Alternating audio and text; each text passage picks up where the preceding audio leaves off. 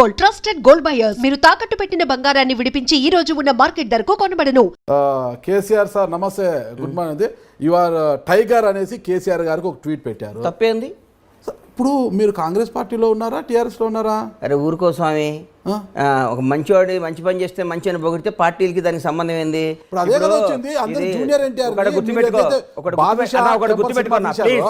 గుర్తుపెట్టుకో, చెప్పండి.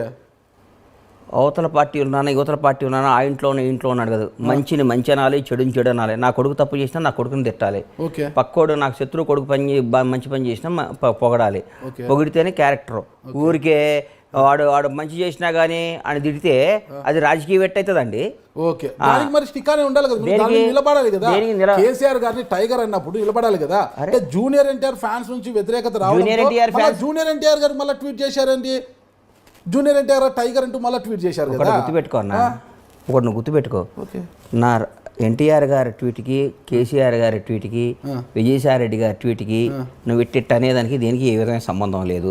నంబర్ 1, కేసీఆర్ గారు నేను ఆ రోజు ఎందుకు చేశానంటే, నేను ఆ రోజు నారాయణపేట ఏదో పని నుండి వెళ్తే, నారాయణపేట పక్కన మా పొలం ఏదో రిజిస్ట్రేషన్ ఉంటే పోయి వస్తుంటే అక్కడ రైతులతో మాట్లాడితే వాళ్ళ ఆనందం, ఆ సస్యశ్యామలో, ఆ వాటరు ఏందా, నీళ్ళ పంచాయతీ ఏంది, నీళ్ళు ఎట్లున్నాడు, మనకి బేఫికర్ సార్, ఒక 2-3 ఏళ్ళు వర్షాలు లేకున్నా ఏం కాదు సార్ అని మాట్లాడుతుంటే, ఈ కేసీఆర్ గారు వచ్చిన తర్వాత ఆ డెవలప్మెంట్ చూసి బై గాడ్ ఇంకో ఇంటెన్షన్ కూడా లేదు నాకు.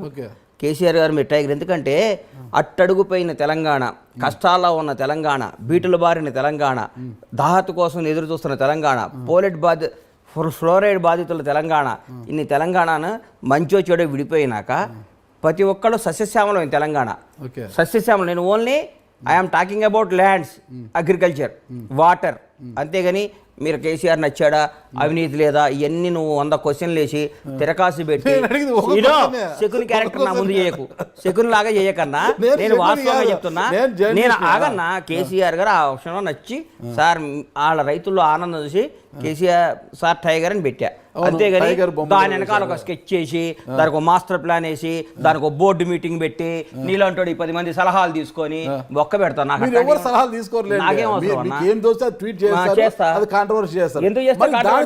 జూనియర్ ఎన్టీఆర్ గారికి అంటే పాపం వాళ్ళ ఫ్యాన్స్ హీరో గారు అన్నారని ఫీల్ అయ్యారు.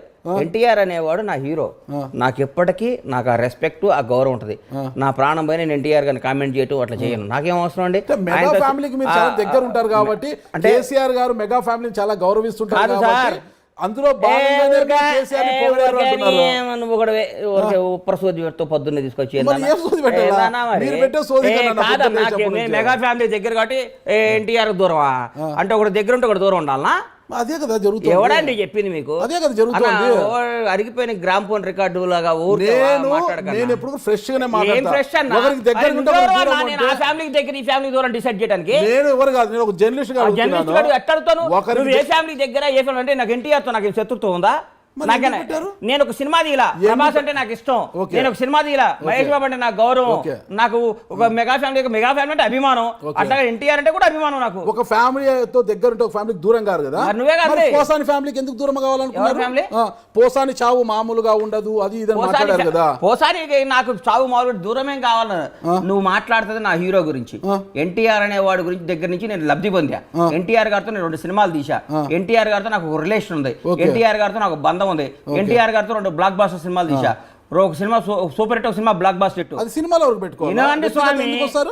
వ్యక్తిగత ఎందుకు వస్తారు? సినిమాలో వ్యక్తిగతంగా వచ్చానా? అవును, పోసాని చావు మామూలుగా ఉండదంటే చెప్పడానికి మీరెవరు?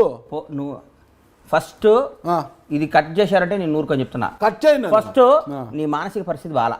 ఓకే, ఎందుకంటే కేసీఆర్ అంటావు, విజయసాయి రెడ్డి అంటావు, ఎన్టీఆర్ అంటావు, మెగా ఫ్యామిలీ అంటావు, దీనికి ఏ సంబంధం లేకుండా పోసానంటావు. ఒక క్లారిటీతో క్వశ్చన్ రాసుకొని రేపు రా ఇంటర్వ్యూ. నువ్వు సంబంధం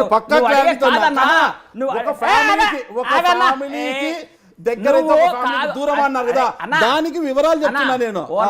నువ్వు వేరే వాళ్ళు ఇరికించుకో, నీ వల్ల నువ్వు పెట్టే బోర్లో ఎలికలు చాలా ఉంటాయి, పడేయి. బండ్లా గణేష్ పడ్డావు. నువ్వు 1 by 1 క్వశ్చన్ కరెక్ట్ గా అడుగు. నువ్వు 1,00,000 క్వశ్చన్లు అడుగు, నేను 1,00,000 సమాధానం ఇస్తా. సంబంధం లేని మాటలు మాట్లాడుకో. నువ్వు ఎత్తుకునేదే తప్పు. ఆంధ్ర అన్నావు, విజయసాయి రెడ్డి గారు అన్నావు, ఆన్సర్ ఇచ్చా. కేసీఆర్ గారు అన్నావు, ఆన్సర్ ఇచ్చా. ఎన్టీఆర్ గారు అన్నావు, ఆన్సర్ ఇచ్చా. చిరంజీవి గారు అన్నావు, మెగా ఫ్యామిలీ అంటావు, ఆన్సర్ ఇస్తా. మళ్ళీ ఇంకో పోసాని అడుగు ఆన్సర్ ఇస్తా అంతేగాని దాన్ని దీన్ని కింద పైన పెట్టి నన్ను ఇబ్బంది పెట్టాలి. మీరు లింకులు పెడతారు కదా, మేము లింకులు పెట్టి అడుగుతుంటాము. లింకులు పెట్టడం నువ్వు ముందు నిద్రపోకుండా రాసుకొని వస్తావు. ఈ నెట్ట లింక్ పెట్టాలని నేను లింకు కానీ గింకు కానీ పెట్టను. నువ్వు 9 దాకా నీ ప్రోగ్రామ్ ఎట్టగొట్టాలని చూసా. మళ్ళీ నన్ను తిడతావు, నన్ను మనకున్న రిలేషన్ తో మళ్ళీ నేను వచ్చి నేను ఒప్పుకున్నా. నేను ఎందుకు అన్నానంటే ఒక ఫ్యామిలీకి దగ్గరంటే ఒక ఫ్యామిలీకి దూరం అయినట్టు అన్నారు కదా, దానికి సీక్వెన్స్ గా ఇది అన్నాను. ఎన్టీఆర్ ఫ్యామిలీ ఏంది, మెగా ఫ్యామిలీ ఏంది, నువ్వు మాట్లాడే మాటలు ఏ ఇష్యూలో అన్నాను, ఏ ఇష్యూలో అన్నాను అడగవే. మీరు చెప్పండి ఆ ఇష్యూ స్వామి. నేను అన్నాను కదా పోసాని కానీ ఎందుకు ఆ మాట అన్నారు? మరి ఆ ఫ్యామిలీ కూడా ఒక ఫ్యామిలీనే కదా, ఆ ఫ్యామిలీకి ఎందుకు దూరమైన? చెప్పండి. ఒక తల్లిని ఆ రోజు ఒక తల్లిని కామెంట్ చేశాడు కాబట్టి ఒక అమ్మని మనకేం సంబంధం, మనకి జన్మనిచ్చి మనకి తన పాలు ఇచ్చి తన బిడ్డలను మోసి 9 మాసాలు కానీ బతకండి రా నాయనని పంపిస్తే మన అమ్మమ్మని ఏం చేసిందండి? అమ్మని తిట్టడం అవన్నీ తిడితే ఆ రోజు హట్ అయ్యి అన్నా కానీ నాకు అంతేగాని నువ్వు బండ్లాగా నిమిషం కోపమంటే నన్ను తిట్టు, నన్ను కొట్టు, నన్ను కానీ మా అమ్మ నాయన ఏం చేశారు సార్?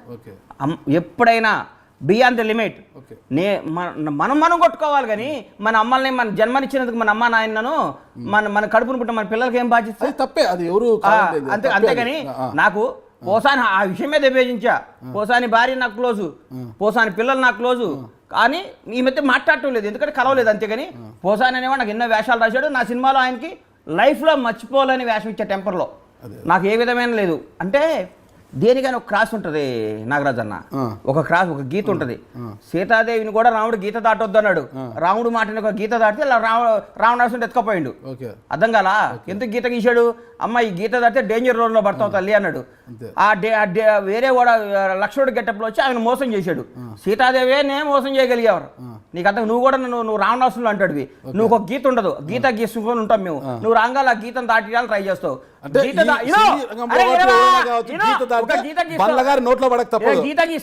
గీత గీసి ఎట్లా కొట్ల మమ్మల్ని నాన్న సంకల్ నాకిచ్చా గీత దాటిస్తావు. ఆ దాటినాక నువ్వు మమ్మల్ని ఫుట్బాల్ ఆడుకొని మీములు గీములు చేసి రాజశేఖర రెడ్డి గారు ఓడిపోయారా అంటావు. ఏదో ఒక తప్పు గవక్కర అంటావు. దాన్ని 100 ఏళ్ళు ఇవన్నీ కాదయ్యా నువ్వు. అందుకనే గీత దేనికైనా ఒక గీత ఉంటుంది. ఈ గీత యువతలో నన్ను 100 క్వశ్చన్లు అడుగు. నన్ను కనిపిజి చేసి గజిబిజి చేసి తప్పు చేసి రాంగ్ చేసి నువ్వు నన్ను గీత దాటియకు. దాటిస్తే గజిబిజి చేసినా ఎవరు గజిబిజి చేసినా మీరు గజిబిజి అవుతారా? అమ్మో నీ